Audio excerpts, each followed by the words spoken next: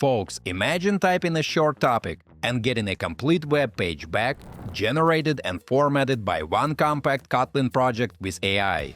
That's what we are doing today. I'm Daniel, and in this video, we'll explore a real Markdown to HTML converter built with Ktor, Compose HTML, and an OpenAI-powered model. We'll start with the working interface and then step through the core Kotlin code that drives the server and the conversion. By the end, you'll see why this language fits modern web projects that quietly mix strong backend logic with AI features. Guys, make sure you check out all the useful links in the description after watching this video. Let's jump right in.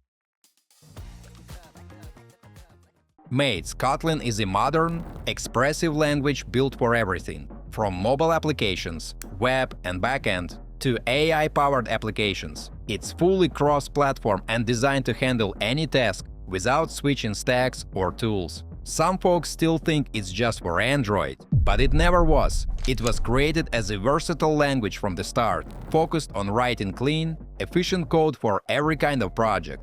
Kotlin already powers real artificial intelligence systems, from Deutsche Telekom's large-scale chatbot to JetBrains' own AI stack.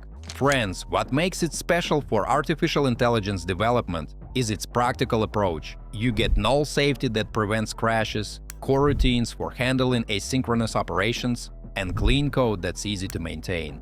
These features matter when you're building intelligent applications that need to be reliable. The Kotlin ecosystem includes everything you need for projects. You can share code across platforms, build backends with Ktor or Spring, and integrate with modern services through simple APIs. And when you combine it with Junie, the AI coding agent from JetBrains, development becomes dramatically faster.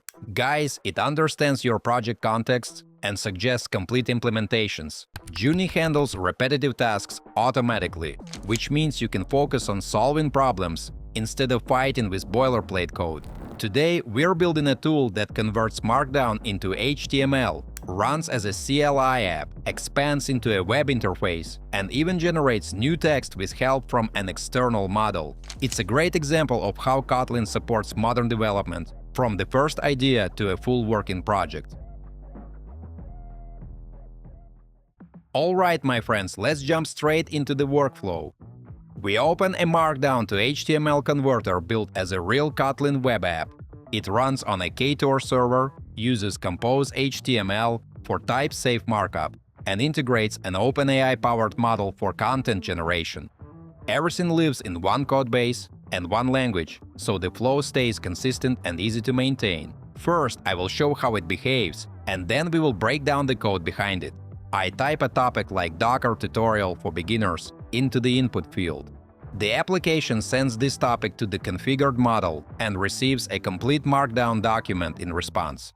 Mates, the page shows structured headings, lists, and code blocks, plus a panel with the raw source. Let's examine the code structure starting with main.kt. Kotlin allows top-level functions, so there is no need for wrapper classes with static methods. This immediately removes several lines of boilerplate. Extension functions like contains on arrays make argument checks read almost like plain English. Folks, the parseFileArgs function handles two command line parameters. Run the program with test.md and output.html, and it uses the first as input and the second as output. It returns a pair where the first value is required and the second is nullable. That nullability appears in the signature, not hidden in comments. Variable declarations show another elegant pattern. The val keyword creates immutable references, while var allows reassignment when needed. Output uses var because it changes with user flags. The remaining list uses val because only its contents change. Friends, the when expression replaces traditional switch statements with something more capable. It assigns and checks values simultaneously while allowing multiple conditions per branch. The O and output flags share one handler, separated by a comma. Traditional approaches would duplicate logic across separate cases. The null validation demonstrates string interpolation in action. The $sign followed by the variable name embeds values directly into text. Traditional concatenation with plus operators becomes unnecessary. Error messages stay readable without breaking the flow with operators and quotes. The final check uses the isEmpty extension function, which adds behavior without modifying existing types. The first extension works similarly, taking the initial element from a collection. Mates in Java, you would return a new pair and unpack it manually. In Kotlin, we destructure the pair in main in a single line, which keeps the code shorter and more readable. The compiler also enforces null checks for that pair, so you cannot forget them and ship a hidden null pointer bug. The input-to-output pairing creates the return value with minimal syntax. Guys, before we move on, I try to make my content fun instead of boring. And in return, please like this video and subscribe to my channel if you enjoy the content I make. Now we move to the core of the converter. The task here is simple. Take Markdown text and turn it into a browser-ready document. At the center are three properties: options, a parser, and a renderer built on top of the FlexMark Java library. The by-lazy delegation defers object creation until first use. Launch the program to check help documentation, and the parser never initializes. This optimization matters for larger applications, where startup time impacts user experience. Friends, we create a mutable options object that stores all FlexMark settings. Normally, you would instantiate it, set fields, and return it in several lines. The apply block lets us do the same configuration in one compact place, so the code stays clear and concise. The render function feeds Markdown into the parser, receives a structured representation, and then asks the renderer to produce the final output string. In Java, this would take about 7 lines, while in Kotlin the same logic fits into 3 and stays readable. Next comes the web layer, powered by Ktor from JetBrains.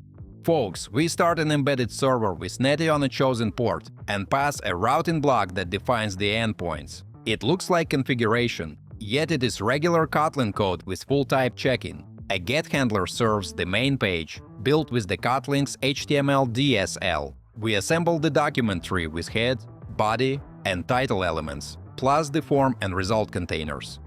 The compiler verifies structure at build time, so invalid nesting fails fast instead of breaking only in the browser. The post-convert endpoint demonstrates functional error handling, with run catching around the conversion logic. If an exception occurs, it becomes a safe result instead of crashing the application with a stack trace. Guys, safe call operators handle nullable values, so if params is null, the entire chain returns null without errors. The isNull or blank check combines two common validations in one expression, and the else operator provides fallback values when needed. These patterns remove much of the defensive checking that clutters similar code in other languages. There is also a small health endpoint for production monitoring tools. It confirms that the service is alive, and monitoring systems can ping it regularly. Now let's look at the actual Markdown conversion. The render function is only a few lines and stays very clear.